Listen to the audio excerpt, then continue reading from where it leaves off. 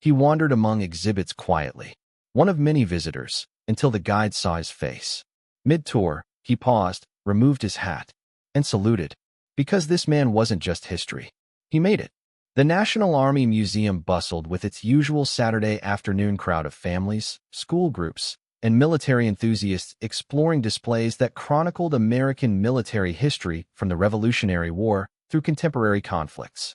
Among the visitors was an elderly man who moved slowly through the exhibits, reading plaques with unusual attention, studying photographs with the kind of focus that suggested personal connection rather than casual interest. To most observers, Robert Bob Harrison appeared to be another retired veteran taking advantage of the museum's free admission for military personnel. His modest appearance, khaki pants, polo shirt, comfortable walking shoes, marked him as typical of the demographic that frequented military museums on weekends. Nothing about his bearing or appearance suggested he was anything other than another aging visitor with time to spend learning about military history. The tour group he had quietly joined was led by Staff Sergeant Jennifer Walsh, a young soldier assigned to museum duty who took pride in her knowledge of military history and her ability to bring exhibits to life for visitors.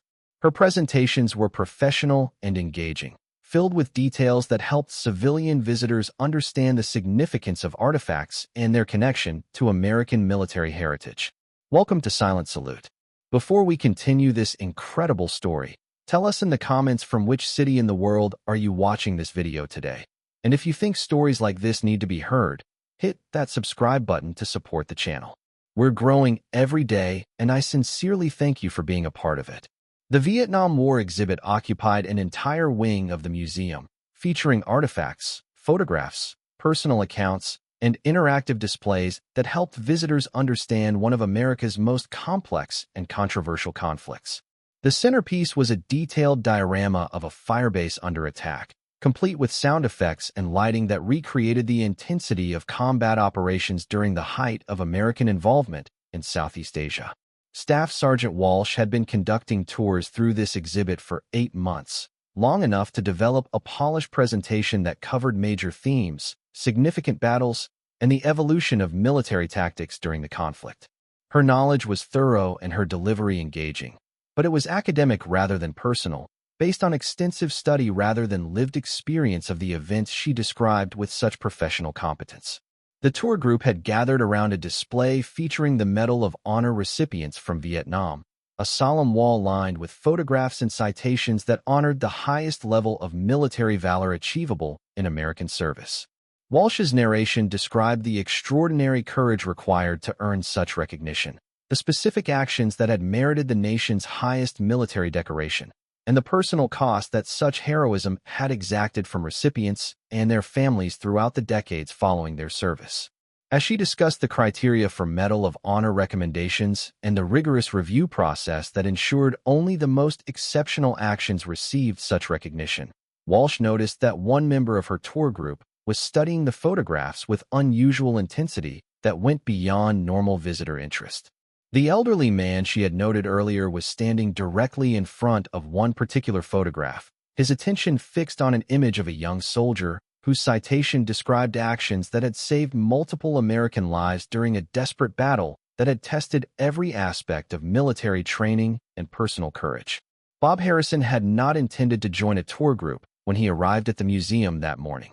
His visit was personal rather than educational, motivated by his desire to see how his generation's service was being remembered and presented to younger Americans who had no direct experience with the Vietnam conflict or understanding of what military service had demanded during that controversial period of American history. He had been content to wander through exhibits alone, processing memories and emotions that such displays inevitably triggered for someone who had lived through the events being commemorated in glass cases and carefully worded descriptions. But when he had overheard the tour guide's presentation about Medal of Honor recipients, something had compelled him to listen more carefully to her academic but respectful discussion of heroism and sacrifice. Her knowledge was impressive and her respect for the honored dead was genuine. But there were nuances to the stories that only someone who had been there could fully understand. The academic understanding was accurate but incomplete, missing the human details that transformed statistics into personal experiences that had shaped the lives of everyone involved in ways that extended far beyond the official citations and formal recognition ceremonies. The photograph that held Bob's attention showed a young paratrooper whose citation described actions during the Battle of Firebase Delta, an engagement that had tested every aspect of military training and personal courage under circumstances that most people could never imagine experiencing. The young soldier in the photograph had single-handedly held off an enemy assault that would have overrun American positions, saving the lives of his entire unit while sustaining wounds that would affect him for the rest of his life in ways both visible and invisible. Staff Sergeant Walsh noticed Bob's intense focus on the photograph and assumed he was simply moved by the story of heroism it represented, perhaps connecting it to his own military service or family military tradition. She continued her presentation, describing how the battle had unfolded and the specific actions that had earned the Medal of Honor for the soldier, whose image looked out from the display with the calm dignity that marked many such portraits of American heroes. But as Walsh provided more details about the battle and the recipient's actions, she began to notice that the elderly visitor was reacting to her presentation in ways that seemed unusual for someone learning about historical events. His facial expressions suggested not just emotional response, but personal knowledge, as if he was remembering rather than learning about the events being described with such academic precision.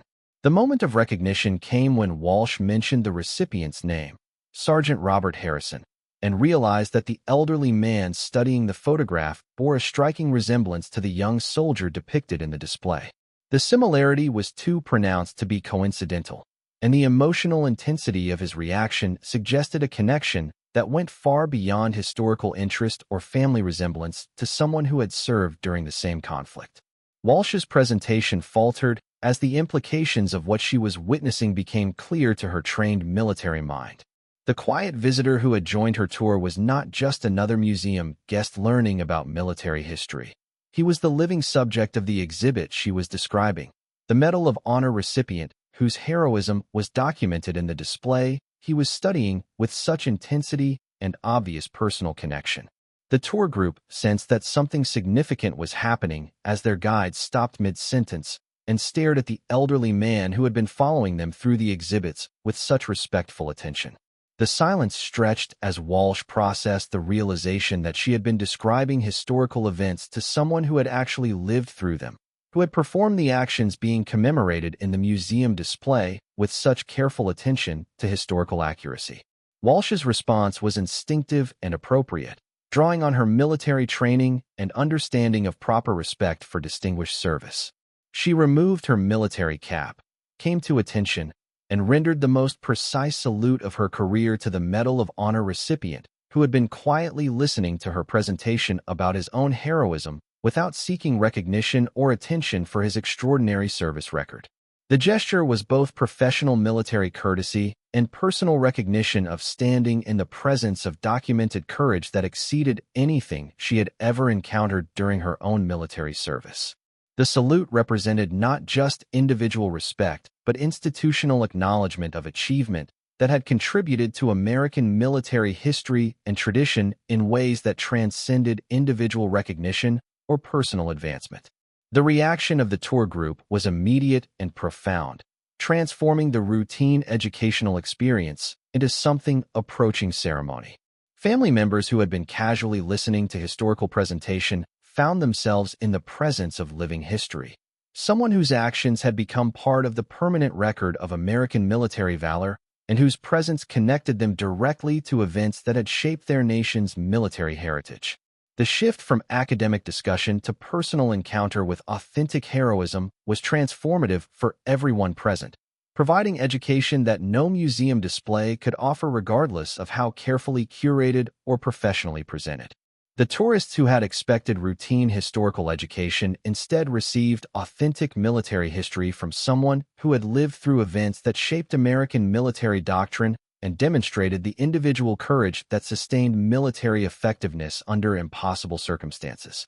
Bob Harrison's response to the recognition was characteristically modest, reflecting the humility that had marked his approach to his military service throughout the decades since his return from Vietnam. He acknowledged Walsh's salute with a slight nod, but seemed uncomfortable with the sudden attention his identity had brought to what he had intended as a private visit to see how his service was being remembered by institutions dedicated to preserving military history. His preference for anonymity was understandable given the emotional weight that such recognition carried and the complex feelings that many Vietnam veterans had developed about public acknowledgement of their service during a conflict that had been controversial and divisive in ways that continued to affect American society decades after its conclusion. The conversation that followed provided the tour group with education that no museum display could offer, regardless of how comprehensive or well-researched the exhibits might be. Bob's first-hand account of the Battle of Firebase Delta filled in details that official citations couldn't capture: the fear, the confusion, the split-second decisions that had determined life and death for multiple soldiers during one of the war's most desperate moments, when individual courage made the difference between unit survival and catastrophic loss. His description of the actions that had earned his Medal of Honor was delivered with the same modesty that had characterized his entire approach to his military service and post-military life. He emphasized his unit's collective performance rather than individual heroism, crediting his training and fellow soldiers rather than personal courage for the successful defense of their position against overwhelming enemy forces during an engagement that had tested every aspect of military preparation and battlefield leadership. The impact on Staff Sergeant Walsh was particularly significant, as she found herself in the unique position of learning from someone whose service exceeded anything she had studied during her military career or encountered in her role as museum educator. Bob's insights into combat leadership, unit cohesion, and decision-making under pressure provided education that enhanced her understanding of military history, while deepening her appreciation for the sacrifices that museum exhibits represented in human terms. The museum administration, learning about Bob's presence and the educational opportunity it represented, arranged for extended time with other staff members and visiting military personnel who could benefit from his first-hand accounts of combat operations. His willingness to share experiences provided educational opportunities that enhanced the museum's mission while honoring his service through continued contribution to military education and historical preservation. The impact on other visitors was lasting and profound, as parents explained to their children that they were meeting someone whose courage had been tested under the ultimate circumstances, whose actions had saved American lives and earned the nation's highest recognition for valor in combat. The encounter provided context for understanding military service that abstract displays could never achieve, regardless of how professionally designed or historically accurate they might be. Military personnel visiting the museum learned about Bob's presence and approached him for conversations that provided insights into combat leadership and military values that textbooks couldn't convey with the same authenticity and emotional impact.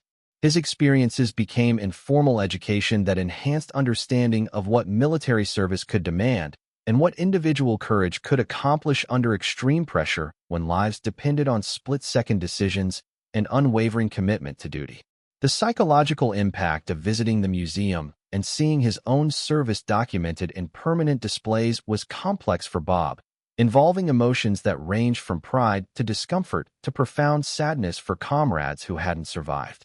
Pride in his unit's accomplishments mixed with sorrow for comrades who hadn't survived, while satisfaction in being remembered was tempered by discomfort with individual recognition for actions that had been motivated by duty rather than desire for honor or personal advancement. Media coverage of Bob's museum visit focused on themes of living history and the importance of preserving veteran experiences before they were lost to time and mortality. His story demonstrated how museums could serve not just as repositories of artifacts, but as places where past service connected to present understanding of military values and sacrifice in ways that enhanced both historical education and contemporary appreciation for military service. The exhibit featuring Bob's Medal of Honor was enhanced with additional context provided by his visit, including audio recordings of his first-hand account that would educate future visitors about the reality behind military citations and the human experiences that awards represented beyond the formal language of official recognition. His contribution became part of permanent educational resources that would benefit countless future visitors seeking to understand military history and values. Educational programs at the museum began incorporating Bob's story as an example of how military history remained alive through veteran experiences and continuing service to military education. His willingness to share difficult memories enhanced understanding while honoring fellow veterans who had made similar sacrifices but might not have received similar recognition or opportunities to share their experiences with future generations. The security protocols at the museum were revised to ensure that Medal of Honor recipients and other distinguished veterans received appropriate recognition when they visited, balancing respect for their service with understanding that many preferred privacy during personal reflection on their military experiences and the complex emotions that visiting such displays could trigger. Veterans organizations used Bob's museum experience to encourage other distinguished veterans to visit military museums and participate in educational programs that could benefit from their firsthand knowledge and authentic perspectives on historical events. His example demonstrated how veteran participation could enhance museum missions while providing meaningful engagement for former military personnel seeking ways to continue serving their communities. The friendship that developed between Bob and Staff Sergeant Walsh provided both with ongoing education about military history and contemporary military service, bridging generational gaps while maintaining connection between past heroism and present military values. Their regular communication demonstrated how military tradition could be preserved and transmitted through personal relationships that honored both historical achievement and contemporary service. Military historians documented Bob's accounts of Firebase Delta and other Vietnam engagements, understanding that his memories contained valuable information about combat operations that enhanced academic understanding of military tactics and leadership under pressure. His experiences contributed to scholarly research about military effectiveness, while providing human context that transformed abstract analysis into understanding of real experiences that had shaped military doctrine and training. The combat leadership techniques that Bob had employed during his Medal of Honor action were incorporated into military training curricula, providing current soldiers with examples of effective decision-making under pressure that had been tested under actual combat conditions. His experience became part of institutional learning that enhanced military education and leadership development by demonstrating how theoretical principles could be applied under the most demanding circumstances. Years later, Bob's museum visit was remembered as a transformative moment that demonstrated how living history could enhance understanding of military service and sacrifice in ways that static displays, regardless of their quality, could never achieve. His presence had connected abstract displays to authentic human experience, while honoring the veterans whose service was documented in museum exhibits throughout the facility. The display featuring Bob's Medal of Honor became one of the museum's most visited exhibits, enhanced by the story of his surprise appearance and the education he had provided to staff and visitors during his unexpected but profoundly meaningful encounter with his own documented history. His contribution became part of the museum's institutional memory, while continuing to educate future generations about military valor and sacrifice. Sometimes history walks quietly through museums, studying displays of its own making while preferring anonymity to recognition or special treatment. Sometimes the most important person in the room is the one whose photograph is already on the wall, whose story is already being told, whose presence transforms education from academic exercise to personal encounter with authentic heroism that has been tested under circumstances most people will never face. Robert Harrison had simply wanted to see how his generation's service was being remembered, to understand how the museum presented events that had shaped his understanding of duty and sacrifice during a formative period of his life in American history. When his identity was recognized by someone who understood its significance, he learned that his service continued to educate and inspire through both formal displays and personal encounters with people who appreciated what military valor represented in human terms. This story was brought to you by Silent Salute. Before we leave you today, here's our question. Have you ever encountered living history in an unexpected place, meeting someone whose experiences went far beyond what you initially realized? Have you witnessed moments when the past and present connected through people whose lives bridged different eras and provided education that no textbook could offer? Tell us in the comments about your encounters with remarkable individuals whose stories exceeded your expectations. And if you think stories like this need to be heard, hit that subscribe button to support the channel. We'll see you in the next one.